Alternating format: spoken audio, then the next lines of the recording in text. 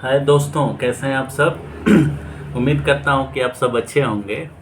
और आज एक अहम ज़रूरी कहिए मुद्दे पर हम लोग बात करने जा रहे हैं, जो कि काफ़ी अहम है समझने के लिए। इस देश में कुछ न्यूज़ चैनल्स खबर चलाते हैं, आरक्षण के इतने विरोधी हैं। आरक्षण के ही विरोधी नहीं है, एक्चुअली उनका ये जातीय और वर्गीय चरित्र है। ये समझने की ज़रूरत है कि इस देश में मीडिया हाउसेस जो हैं, बड़े बड़े जो चैनल्स हैं, उनका जातीय और वर्गीय चरित्र है। वो किसी एक वर्ग और जाति का प्रतिनिधित्व कर रहे हैं। उनको ये तो कभी मत मानिए कि वह वस्तुनिष्ठ हैं या ऑब्जेक्टिव हैं, न्यूट्रल हैं। वो किसी न किसी जाति, किसी न किसी बिरादरी, किसी न किसी समुदाय, किसी न किसी रिलीजियस ऑर्डर, वर्ग और जाति का प्रतिनिधित्व करते हैं और चीज़ों को तथ्यपरक तरीके से नहीं दिखाते। तथ्यहीनता इतनी ज़्यादा भरी हुई है कि आप समझेंगे तो दंग रह जाएंगे। दूसरी बात कि वह एक विचारधारा और एक भारत के एक विशेष क्षेत्र का प्रतिनिधित्व कर रहे होते हैं। और यही हाल एकेडमिया में भी है, यही हाल राजनीतिक पार्टियों का भी है, राजनीतिक विचारधाराओं का भी है।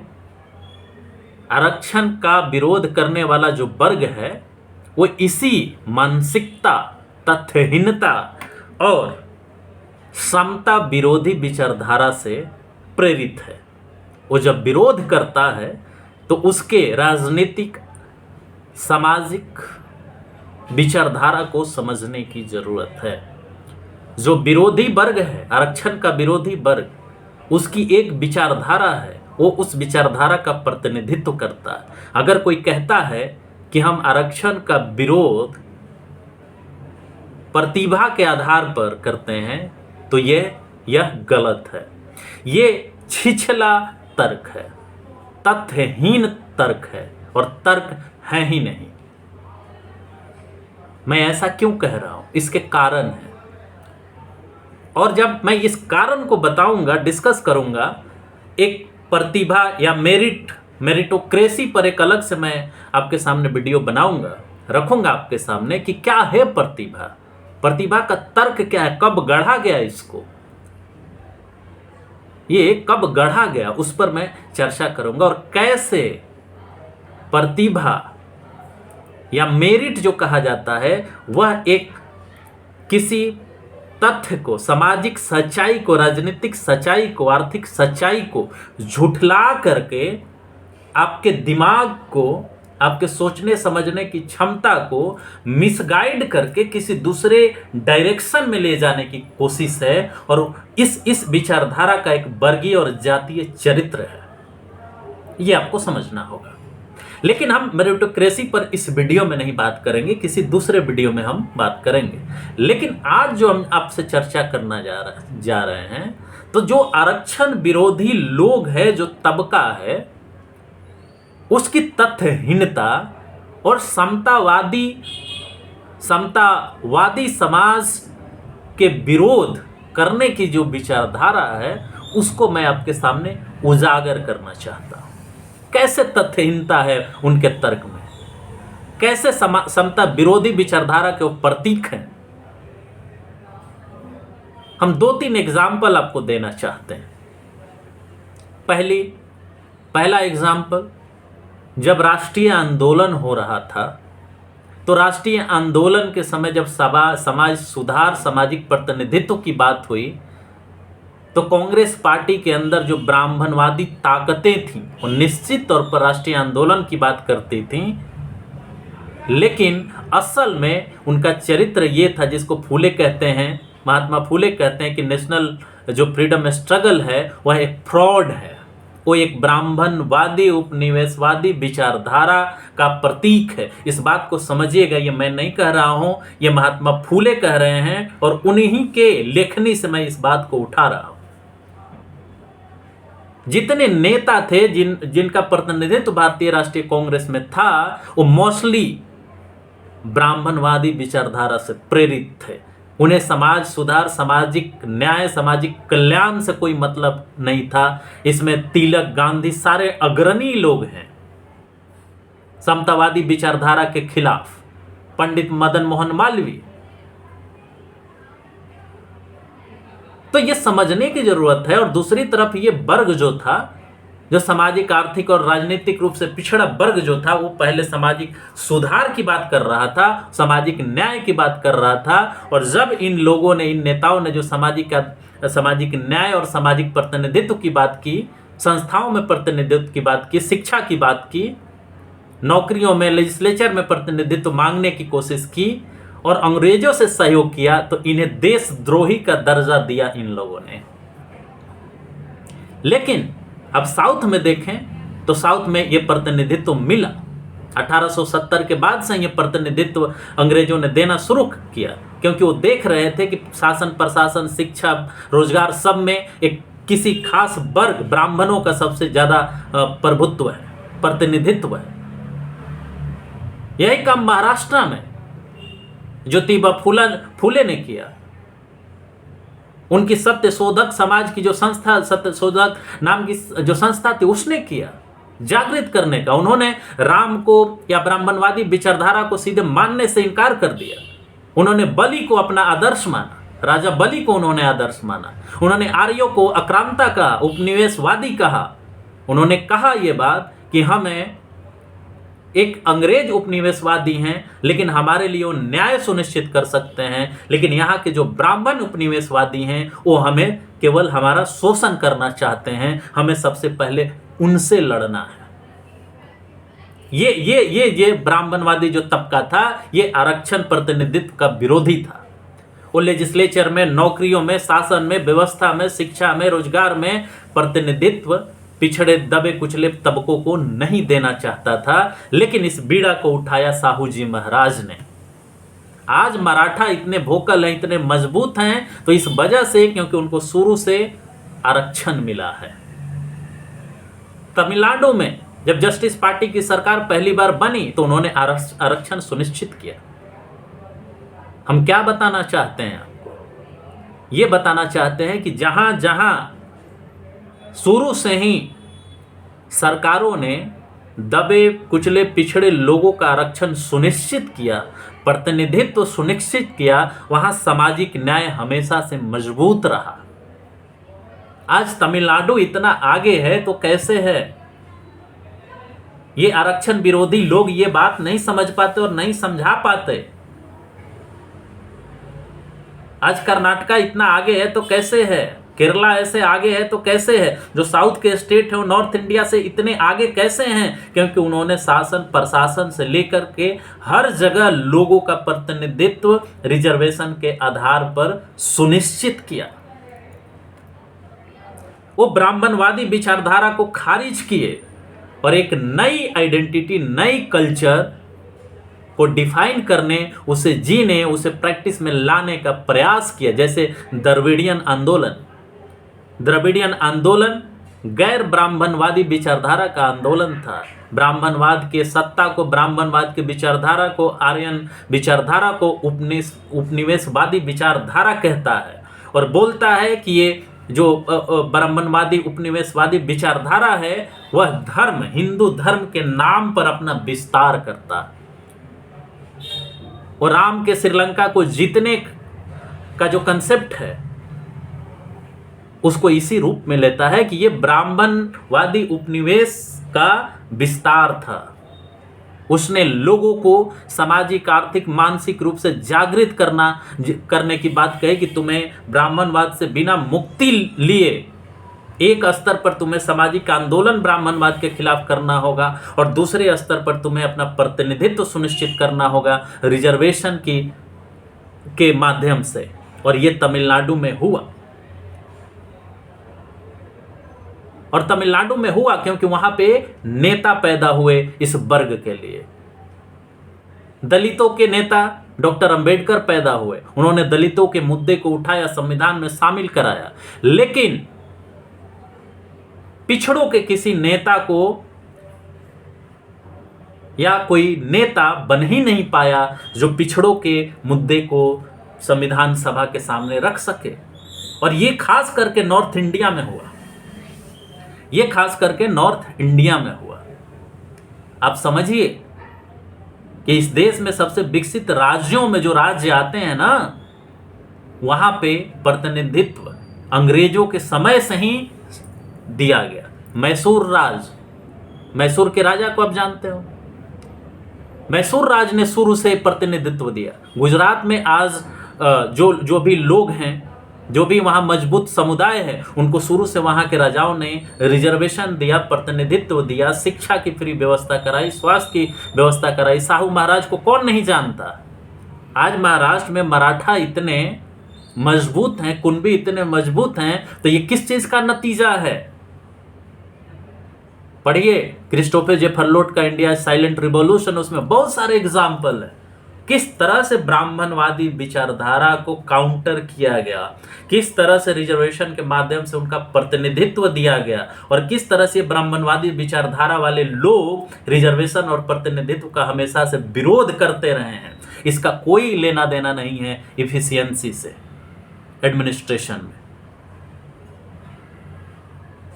जो इसके विरोधी हैं वो तथ्यहीनता के शिकार हैं और उस मानसिकता का प्रतिनिधित्व करते हैं जो समतावादी समाज बनाने के लिए जागरूक है या प्रयास कर रहा है। ये समता विरोधी, संविधान विरोधी, तथ्य विरोधी लोग हैं।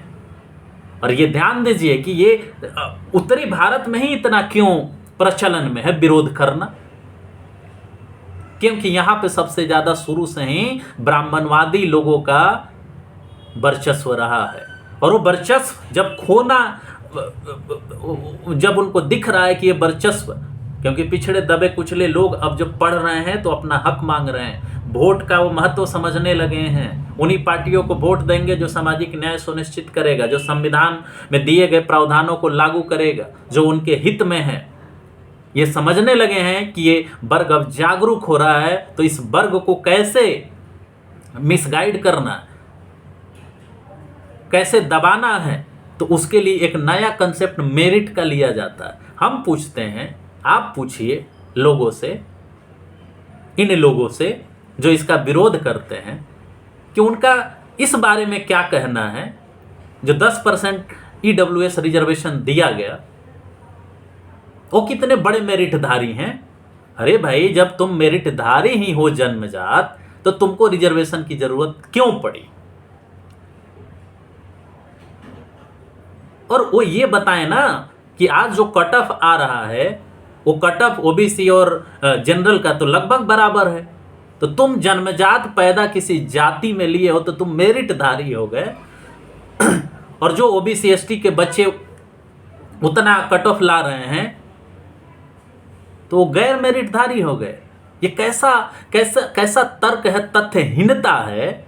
आप समझ रहे हैं इस बात को? EWS का cut off SC ST OBC से नीचे जा रहा है, और वो किसके लिए रिजर्व है? अपर कास्ट के लिए, ब्राह्मणवादी तबके के लिए। और वो कहता है, तो उसमें भी कहो कि हम बहुत मेरिटधारी हैं। जब मेरिटधारी हो तो तुम्हारा कट ऑफ इतना नीचे क्यों जा रहा है? तुम तो मानते हो ना कि हम जन्मजात प्रतिभाशाली हैं, तो ऐसा क्यों हो रहा है? जाति पर EWS का रिजर्वेशन लोगे, लेकिन जब जाति आधारित आरक्षण की बात और लोगों के लिए हो रहा है तो उसका तुम विरोध करोगे।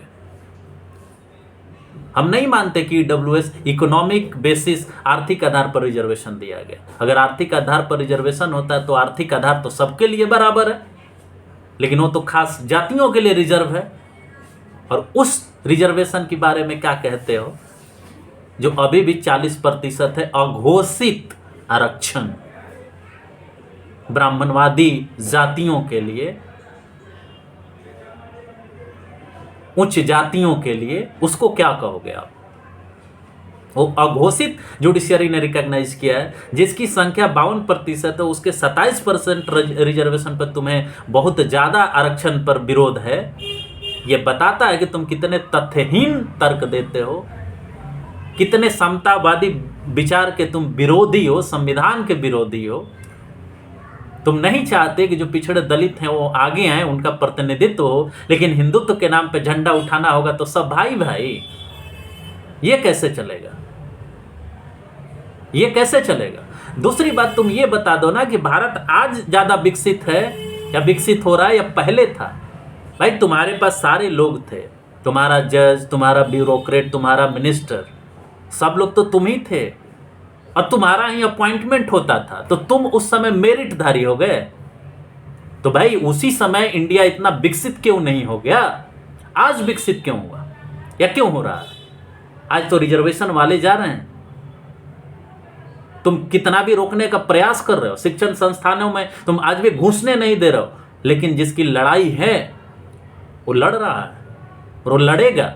तो तुम बताओ ना कि भारत आज से 1000 साल पहले विकसित ज्यादा था या आज प्रतिनिधित्व देने के बाद विकसित हुआ है? तुम केवल कुतर्क करते हो।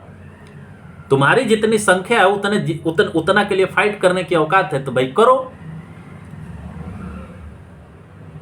आज हम लोग को नहीं समझ में आ रहा है कि यूनिवर्सिटीज में क्या हो रहा है, तुम रोकने का प्रयास कर रहे हो।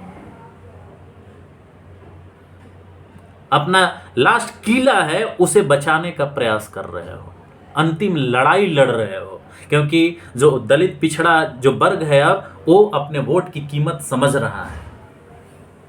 तुम्हें संविधान बदलने नहीं देगा। तुम्हारे समता विरोधी मानसिकता को लोग जानते हैं। वो जानने लगे हैं कि तुम हकमारी करने वाले वर्ग हो, एक जातीय समूह हो जो हकमारी कर रहा है, दूसरे के हक पर वो जीवित रह रहा है, वो परजीवी है। जो ये वर्ग है जो दूसरे का हकमारी कर रहा है वो परजीवी है। इस परजीविता को लोग समझने लगे हैं, इसलिए तुम्हें परेशानी है। तुम भरपूर कोशिश कर रहे हो न्यूज चैनल के माध्यम से, जो तुम्हारे ऑर्गेनाइजेशंस हैं जो जिसमें अपर कास्ट डोमिनेट कर रहे हैं, उसके माध्यम से कि आरक्षण खत्म हो जाए, संविधान बदल जाए। लेकिन लोग ये समझने लगे हैं कि इस देश में कास्ट सेंसस कराना जरूरी है, रिजर्वेशन की सीमा तोड़नी जरूरत है, समानुपातिक जो प्रतिनिधित्व है वो सुनिश्चित करना जरूरी है। किस तरह का मेरिटोक्रेसी की तुम बात करते हो, प्रतिभा की बात करते हो, गुण की बात करते हो? तुम अपने प्रिविलेज को छोड़ दो ना। इतने साल से जो जातीय दंभ भरा हुआ है, जो प्रिविलेज तुम ले रहे हो, विशेषाधिकार इतने दिनों से, उसको छोड़ दो और उसके बाद कंपटीशन करो इक्वल। इतने दिनों से जिनको शिक्षा से वंचित रखे उनको शिक्षा दे दो और तब बोलो कि हम हमारे साथ कंपटीशन में बैठो। औकात पता चल जाएगी, औकात आपको पता चलने लगेगी। आप शुरू से दूसरे के संसाधनों पर परजीवी के रूप में अब पले बढ़े हैं, और आज उसको छुपाने के लिए कि हम शुरू से दूसरे का हकमारी कर रहे हैं, उसको छुपाने के लिए, उस परजीविता को छुपाने के लिए तुम मेरिट की बात करते हो। ये लोग समझने लगे हैं, ये लोग समझने लगे हैं, और जब तक नहीं समझेंगे उनका कल्याण नहीं होने वाला। तो इतने सारे एग्जाम्पल भरे पड़े हैं जिसके आधार पर यह बात साबित होता है कि यह कुतर्क देना कि प्रतिभा कोई ऐसी जन्मजात व्यवस्था है, जन्मजात जिसके जन्म लेने ही उसमें प्रतिभा आ जाती है। अरे भाई बताओ ना कि अगर तुम जन्म किसी उच्च जाति में लिए थे, तुम्हारे पास शिक्षा नहीं होती, तुम्हारे माँ बाप पढ़े नहीं होते, तुम्हारे माँ बाप सिस्टम में नहीं होते, तुम्हारे माँ बाप जुडिशियरी में नहीं होते, तुम्हारे माँ बाप पॉलिटिशियंस नहीं होते, तो क्या तुम्हारी औकात थी इस मेरिट की बात करने की? कर पाते क्या? और तुम एक कुछ अपवाद को उठाते हो, कुछ ओबीसी SC ST में कुछ लोग आगे बढ़ गए तो उसका एग्जाम्पल लेके तुम बताते हो कि ये लोग तो अब जनरल से भी आगे चले गए। अपवाद किसी सोसाइटी का रियलिटी नहीं होता। उस पॉपुलेशन में 90% पॉपुलेशन किस स्थिति में है उससे तय होता है कि उसकी सामाजिक स्थिति क्या है। और सारे विशेषाधिकार का इस्तेमाल करने के बाद तुम कहते हो कि हम मेरिटधारी हैं। उस विशेषाधिकार को छोड़ दो और जो मेहनत करने वाले लोग हैं, जो गरीब परिवार के बच्चे हैं, उनके साथ मेहनत करके पढ़ो, बैठो और देखो, और तब कंपटीशन निकालो, तब जाने कि तुम बहुत बराबरी में विश्वास करते हो, समतावादी विचारधारा के हो। और निश्चित तौर पर जो तुम मेरिट की बात कर रहे हो, उसी विशेषाधिकार, जो जातीय तुम्हारा विशेषाधिकार रहा है, उसको छुपाने का प्रयास, उसको छुपाने का नाम जो है ना, मेरिट। जुडिशियरी में हम लोग देख रहे हैं, ब्यूरोक्रेसी में हम लोग देख रहे हैं, यूनिवर्सिटीज में हम लोग देख रहे हैं कि कितने बड़े एक पार्टिकुलर जाति में पैदा होने लोग कितने ज्यादा जानकार हैं। ये सबको पता है, ये सबको पता है कि ये लोग न्यायप्रिय नहीं हैं।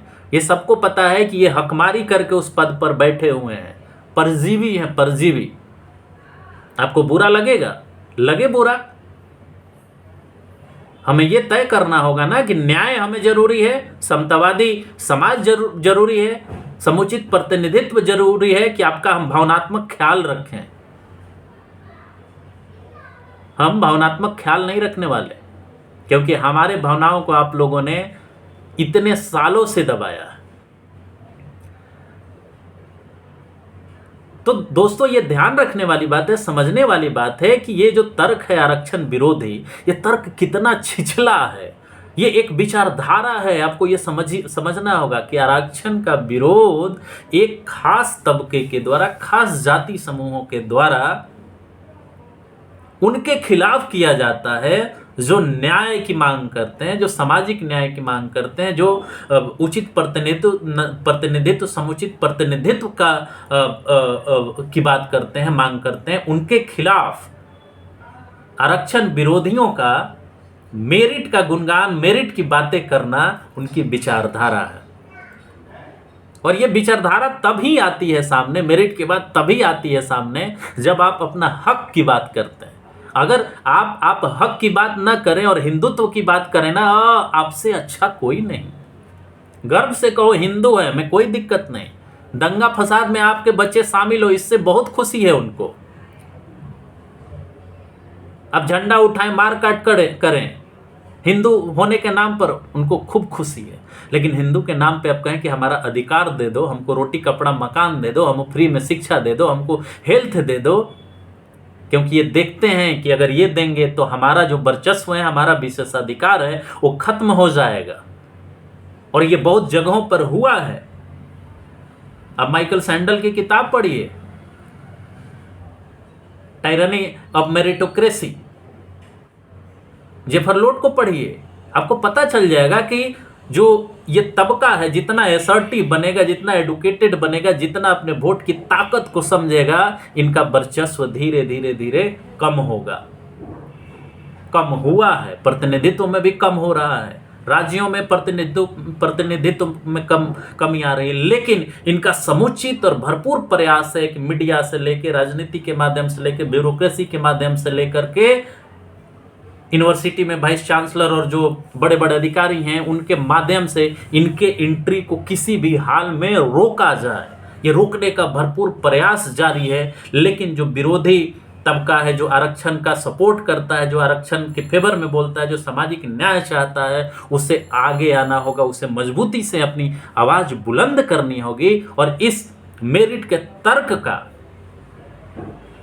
जो मेरिट का ये तर्क देते हैं आरक्षण विरोधी, इसको बेहतरीन तरीके से समझना होगा, क्योंकि ये एक विचारधारा है। ये विचारधारा आरक्षण को खत्म करने के लिए, सामाजिक न्याय को रोकने के लिए, संविधान को खत्म करने के लिए है। और इसमें बखूबी रोल निभा रही है जुडिशियरी। बिहार में जो पटना हाई कोर्ट का जजमेंट आया, वो इस संविधान विरोधी, आरक्षण विरोधी, सामाजिक प्रतिनिधित्व विरोधी जजमेंट है। इसे आपको समझना होगा, क्योंकि वो लोग जजमेंट दे रहे हैं जो आरक्षण विरोधी विचारधारा के समर्थक हैं, प्रतीक हैं। उनमें आज भी जातीय और वर्गीय चरित्र उसी रूप में मौजूद है आज से 100 साल जैसा पहले था। उनसे उम्मीद नहीं कर सकते। आपको रोड से लेकर पढ़ाई लिखाई के लेवल तक लड़ाई लड़नी होगी, आपको जागरूक होना होगा, लोग डेमोक्रेसी को न्याय प्रिय बनाना होगा, समता वादी बनाना होगा, संविधानवादी बनाना होगा। तो ये जो लोग तर्क देते हैं आरक्षण के विरोध में, उनके पास तथ्यहीनता की भयंकर मौजूदगी है, तथ्यहीन तर्क है। समतावाद विरोधी वो विचारधारा का प्रतिनिधित्व करते हैं, क्योंकि वो उस वर्ग और उस जातीय समूह से आते हैं। क्योंकि अगर विरोध नहीं करेंगे तो उनका जो हित है वो बच नहीं सकता है, क्योंकि जो विरोधी तबका है वो अब जागरूक हो रहा है, वो अपनी लड़ाई लड़ रहा है, हर लेवल पे लड़ाई लड़ रहा है, और उसे लड़ने की जरूरत है और जागरूक होने की जरूरत है। इस तर्क को पूरी तरह से खारिज करने की जरूरत है, और इस तर्क को देने की जरूरत है कि बिना रिजर्वेशन समुचित और समानुपातिक जब तक प्रतिनिधित्व नहीं दिया जाएगा, तब तक यह देश विकसित बन ही नहीं सकता है। तो इसी के साथ मैं अपनी इस बात को समाप्त करता हूं दोस्तों। नमस्कार, धन्यवाद। आपसे उम्मीद है कि आप इस बातचीत को, डिस्कशन को, लेक्चर को लोगों में शेयर करें, कमेंट करें, हमारे चैनल को सब्सक्राइब करें, ताकि इन मुद्दों पर हम खुलकर आपके सामने अपनी बात को रख सकें। नमस्कार, धन्यवाद।